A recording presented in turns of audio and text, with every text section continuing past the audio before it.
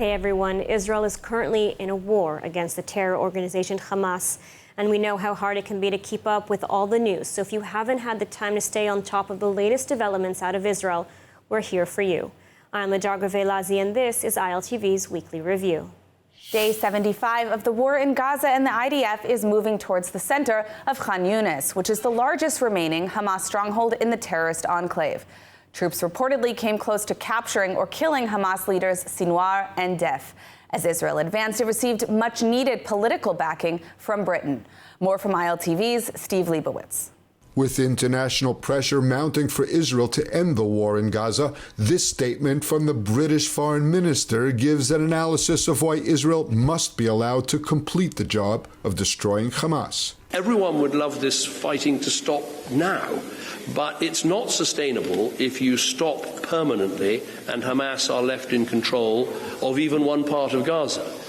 So a sustainable solution means that Hamas are no longer a threat to Israel, that they've gone, that they're not capable of doing what they did on October the 7th. On day 75 of the war in Gaza, troops reached the home of Hamas leader Yahya Sinwar, who is said to have narrowly escaped capture by IDF forces on 2 separate occasions. An additional brigade has now been deployed in Khan Yunis as the IDF makes a major push to reach and either capture or kill top Hamas leadership. Israeli media is reporting that the IDF is actively trying to reach Sinwar, as well as the commander of the Hamas military wing, Mohammed Def. Def had been thought by many to be paraplegic from previous wounds inflicted by Israel, but intelligence reports say that he is on his feet. Intelligence information gathered by the IDF while moving in on the Hamas leaders has reportedly indicated that both Sinwar and Def are on the move rather than remaining in any one place for an extended period. Sinwar is currently believed to be hiding in Khan Yunis after fleeing the north of the Strip by hiding in a humanitarian convoy heading south early in the terror group's war with Israel. And now, with more on the hostages, we turn to our ILTV correspondent Ariella Lachiani, who is currently out at the headquarters for the families of hostages in Tel Aviv. Hi, Sivan. So I'm here just outside the headquarters of the Hostages Forum in Tel Aviv, where the families of the hostages are deeply concerned for their loved ones following this weekend's tragic events. Let me remind you, there are still over 130 hostages being held by Hamas in Gaza now. And the only choice their families have is to hope and pray that they will be reunited soon. Let's take a look at the hostages who tragically fell this weekend. 3 captives were mistakenly shot dead by the IDF in Shujaya in southern Gaza. 28-year-old Yotam Chaim was a drummer from Kibbutz Kfar Aza. He was abducted by Hamas on October 7th as they set his house on fire. 26-year-old Alon Shamriz was a computer engineering student. He too was abducted from his Kibbutz Kfar Aza home. And 22-year-old Samar Fuad Talalka was abducted as he was working on October 7th in the kibbutz Nir Am hatchery, where he often did the weekend shifts. His funeral was conducted yesterday in his Bedouin hometown, Hura.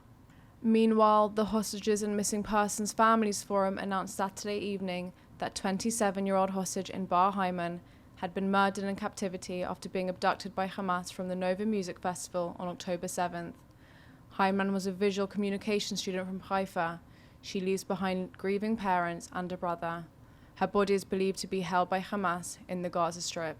As reports of hostage deaths increase and the military's accidental killing of 3, families of the hostages convened on Saturday to discuss intensifying the protests against the government. The aim is to heighten pressure for renewed talks that could potentially result in the release of more captives.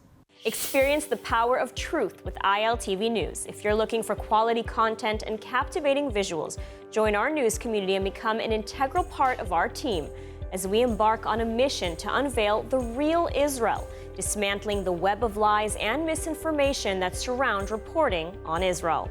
By subscribing to ILTV News, you will not only have access to the latest updates, but you will also amplify our message, creating a ripple effect that carries the truth far and wide. Subscribe today and help reshape the narrative. Available on the web, Android, and Apple. As over 130 hostages remain in the Gaza Strip in Hamas captivity, a new report from NBC has disturbing updates about the kidnapping of Israeli civilians, including an Israeli young woman named Noah Algamani. ILTV's Devo Klein has the latest. A new NBC investigation reveals that Israeli hostage Noa Al-Gamani, who was kidnapped from the Nova Music Festival on October 7th, may have been abducted by Palestinian civilians who joined in the October 7th attacks, not Hamas terrorists. Noa's kidnapping went viral after a video of her being dragged away on a motorcycle while her boyfriend was bound by Palestinians was widely shared on social media.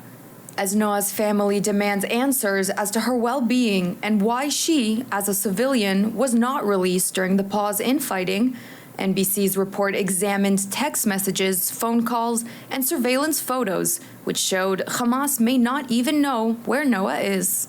The last footage released later on October 7th shows Noa sitting down on a sofa drinking water, while two men's feet are visible in the frame, presumably in Gaza captivity. Evidence from October 7th reveals that hundreds of Palestinians joined in the Hamas massacre who were not officially Hamas members, among them potentially criminal elements. Based on the time of day of Noa's kidnapping, as well as the faces of her kidnappers, it appears Noa may have been kidnapped by a group of Palestinian civilian men. These developments show the complexity of this conflict with the blurring of lines on the Palestinian side between civilians and combatants. Meanwhile, Noa had been held for over 2 months in captivity, and her condition is unknown, with friends and family waiting painfully for answers.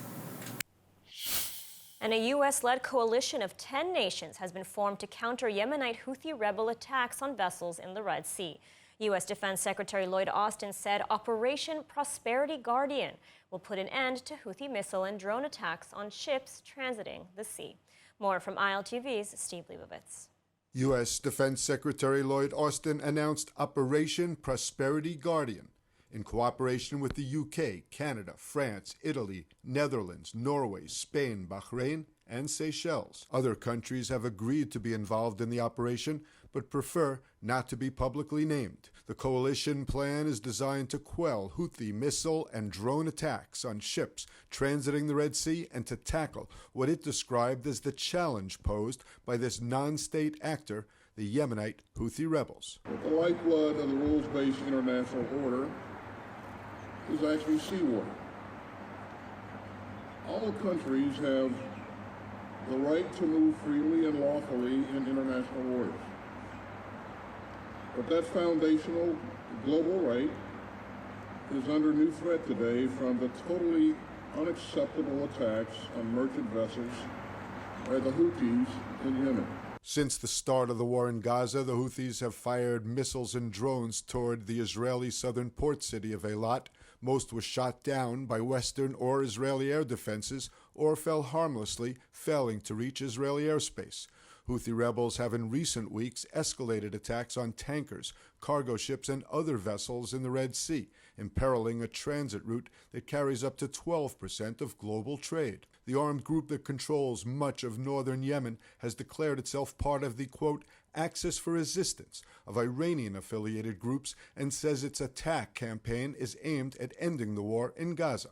America's commitment to Israel is unwavering, and no individual, group, or state should test our resolve. So in the Red Sea, we're leading a multinational maritime task force to uphold the bedrock principle of freedom of navigation. Iran's support for Houthi attacks on commercial vessels must stop.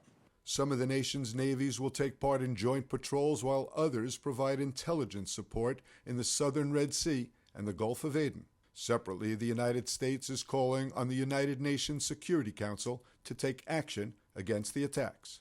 Am Israel, Am Israel, Am Israel. Beautiful American Israel flag. Every person here, this is Miluim, okay? Miluim, okay? This is reserve, okay? So Miluim, each one of them have a proper job.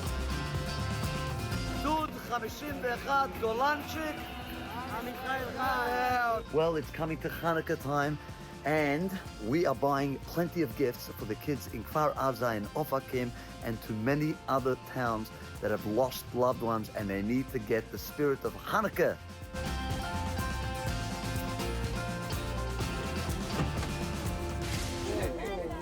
תראה את זה, תראה את הפרצוף שלו, תראה את זה.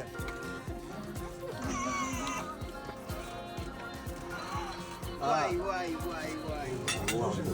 So powerful. Thank you very much. Thank you for everything you do. Thank you.